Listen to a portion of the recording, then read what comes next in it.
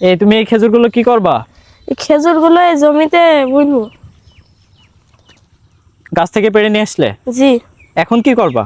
এখন এই যে এই বাস্তা নিয়ে এনেছি, বাস্তার ভিতরে একটা জঙ্গলের ভিতর দিয়ে পাকা দিয়ে দেবো। তারপরে ওইগুলো ছড়িয়ে এর ভিতরে বুনে দিলে গাছ বেড়াবে।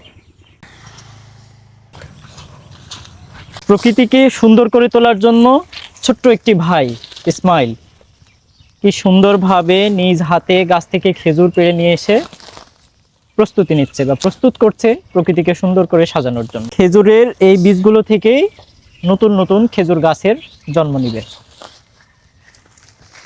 সবাই যদি প্রকৃতিকে সাজাতে এইভাবে এগিয়ে আসে তাহলে কয়েক বছরের মধ্যেই দেশটি অনেক সুন্দরভাবে গড়ে উঠবে। প্রকৃতিকে সুন্দরভাবে সাজিয়ে তুলতে ছোট ভাই ইসমাইলের মতো আপনারাও এইভাবে বীজ বপন করতে পারেন। খেজুর গাছের বীজ রোপণ করছি। এই বীজ বপন করলে এইভাবে কি হবে? খেজুর গাছের চারা বেড়াবে। নতুন চারা হবে? জি। এগুলোকে এইভাবে ছড়িয়ে দিলেই চারা হবে? জি। আমি কি একটু ছিটাবো? সেটা মানুষকে উৎসাহিত করতে ভিডিওটি শেয়ার করতে পারেন।